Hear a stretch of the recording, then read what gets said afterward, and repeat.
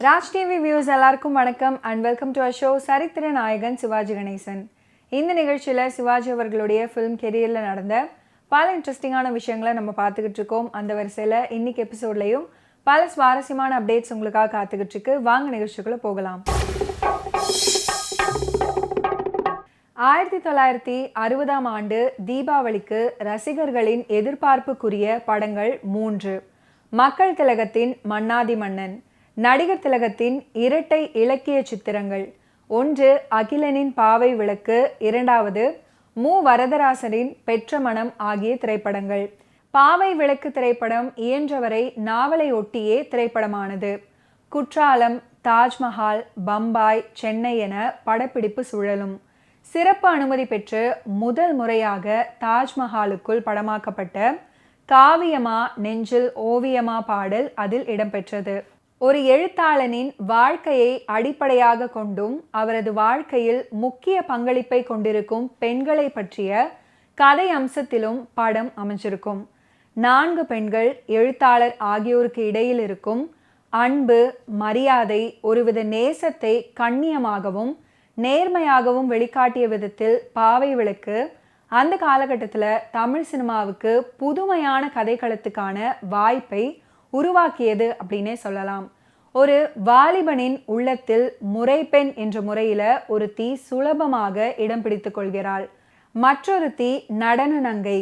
அவனுக்கு படிக்க பத்திரிகைகள் கொடுத்து பழக்கிய அவள் அவனை பரவசமாக்குகிறாள். இன்னொருத்தி கல்லூரி மாணவி. கல்யாணம் ஆகிவிட்ட அந்த வாலிபனுக்கு தன் உள்ளத்தில் இடம் கொடுத்து விட்டு தவிக்கிறாள்.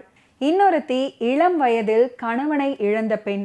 அவளும் அதே வாலிபனிடம் சலனமடைந்து சங்கடப்பட்டு கொள்கிறாள். இதுதான் கதையின் சாரம். கதாநாயகனான எழுத்தாளன் தணிகாச்சலத்தை 4 பெண்கள் காதலிப்பதுதான் கதை. கதாநாயகனாக எழுத்தாளன் தணிகாச்சலமாக சிவாஜி கணேசன் அவர்கள் நடிச்சிருப்பாரு. எழுத்தாளன் தணிகாச்சலமாக வரும் சிவாஜி கணேசன் அவர்கள் கதாபாத்திரத்தை உணர்ந்து பக்குவமாக நடிச்சிருப்பாரு.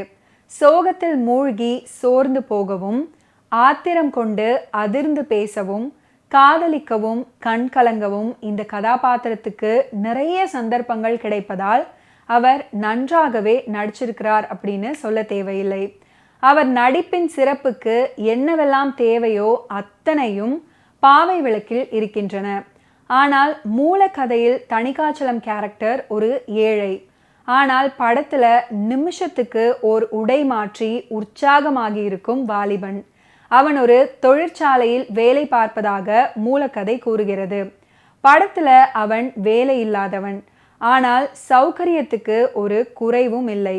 அவன் தங்கியிருக்கும் வீடெல்லாம் அரண்மனைகளாகத்தான் இருக்கும். முறைப்பெண் கௌரி, இவள்தான் தணிகாச்சலத்தை மணக்கிறாள். இந்த வேடத்துக்கு சவுகார் ஜானகி. பாவை விளக்கு படத்துல நடிகை சவுகார் ஜானகிக்கு மிகவும் அற்புதமான கதாபாத்திரம். தன் கணவனை இன்னொருத்தி விரும்புகிறாள் அப்படின்னு தெரிந்ததும் அவளுடைய அன்பின் தூய்மையில் நெகிழ்ந்து அவளுக்கு இடம் தர விரும்பும் பெண் கௌரி கேரக்டர். குழந்தை கல்யாணியை இழந்து கதரும் கட்டத்துல சவுகார் ஜானகி அவர்களுடைய நடிப்பு எல்லோருடைய இதயங்களையும் நெகிழ்த்தி விடுகிறது. அத்தானிடம் பேச நாணி கோணி குதித்து கொண்டு ஓடும் கௌரி கேரக்டரை படத்தை பார்த்தவர்கள் மறக்க மாட்டார்கள் அப்படின்னே சொல்லலாம். தேவகி இளம் விதவை. இவளுடைய ஒரு தலை காதல் ஆரம்பத்திலேயே கருகி விடுகிறது. இந்த வேடத்தில் பண்டரிபாய் அவர்கள் நடிச்சிருப்பாங்க. சுப்பையாவின் கண்ணபுரத்து தங்கை தேவகியாக வரும் பண்டரிபாய் அவர்களுக்கு இந்த மாதிரி கேரக்டர் அத்துப்படி அப்படின்னே சொல்லலாம். மிகவும் நன்றாக நடிச்சிருப்பாங்க. தாசி குலத்தில் பிறந்த செங்கமலமும் தணிகாச்சலமும் காதலித்தும் காதல் நிறைவேறவில்லை. இந்த வேடத்துல குமாரி கமலாவும் ஹீரோவை நேசிக்கும் முறைப்பெண்ணாக சவுகார் ஜானகியும் நடிச்சிருப்பாங்க. பரதநாட்டிய கலைஞர் குமாரி கமலா சிவாஜி அவர்களுடன் ஜோடி சேர்ந்து நடித்த அபூர்வ படம் இதுதான். நடன நங்கை செங்கமலத்தின் கதாபாத்திரம் கமலாவுக்கு பொருத்தமானதுதான். உணர்ச்சி பொங்க பேசி உருக வேண்டிய இடங்கள் நிறைய இருக்கிறதால செங்கமலம் பாத்திரம் சிறப்பானது.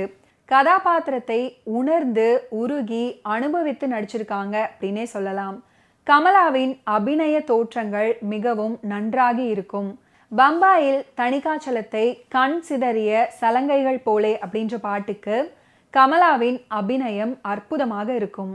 கதையின் நாயகன் குற்றாலம், ஐந்தருவி போன்ற இயற்கை எழில் பொங்கும் இடங்களுக்கு செல்கிறான்.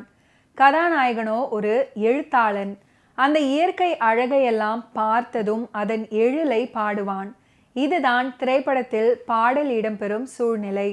அந்த பாடலை சிறப்பாக எழுதும் பொருட்டு குற்றாலம், ஐந்தருவி போன்ற ஊர்களுக்கு அனுப்பி வைக்கப்பட்டார் கவிஞர் மருதகாசி. அந்த இயற்கை எழில் கொஞ்சும் இடங்களை நேரில் பார்வையிட்ட பின் மருதகாசி அவர்கள் எழுதியதுதான் ஆயிரம் கண் போதாது வண்ணக்கிளியே, குற்றால அழகை நாம் காண்பதற்கு வண்ணக்கிளியே அப்படின்ற பாடல். குற்றாலத்தில் பாடுவதாக அமைந்திருக்கும் இந்த பாடல் திரு CS ஜெயராமன் அவர்கள் குரல்ல பாடியிருப்பாரு. உமா கதாபாத்திரம் படித்தவள், பண்புள்ளவள். முதலில் தணிகாச்சலத்தின் எழுத்தில் உள்ளத்தை பறிகொடுப்பவள். அதுக்கப்புறம் அவனிடமே தன் இதயத்தை இழக்கிறாள்.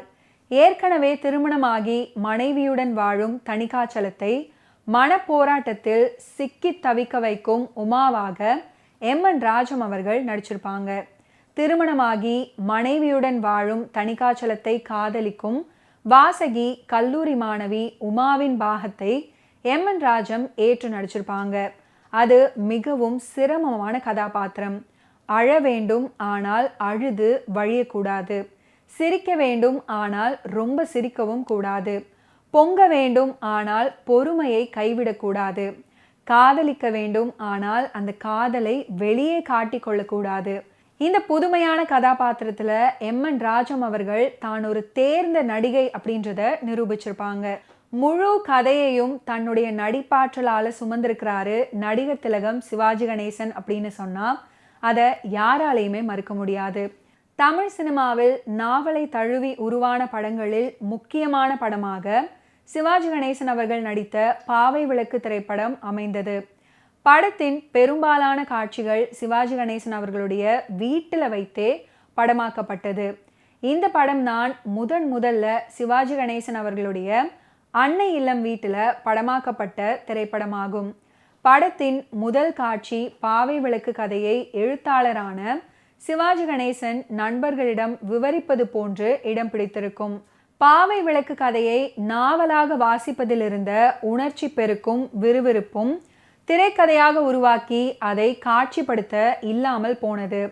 படத்தின் மீதான சுவாரஸ்யத்தை அது வெகுவாக குறைத்தது அப்படின்ற விமர்சனம் இருந்தது. சிவாஜி கணேசன் அவர்களுடைய நடிப்பை பற்றி சொல்லவே தேவையில்லை. படத்தின் கதையோட்டத்திற்கு ஏற்ப கதாபாத்திர தன்மையை வெளிப்படுத்தியிருந்தார் நடிகர் திலகம் அவர்கள். ஓகே வியூவர்ஸ், இன்னைக்கு நிகழ்ச்சியில் நடிகர் திலகம் சிவாஜி கணேசன் அவர்களுடைய ஃபிலிம் கெரியரில் நடந்த பல இன்ட்ரெஸ்டிங்கான விஷயங்களை நீங்கள் பார்த்து தெரிஞ்சிருப்பீங்க. மீண்டும் அடுத்தடுத்த எபிசோட்ஸில் சந்திப்போம். நன்றி, வணக்கம்.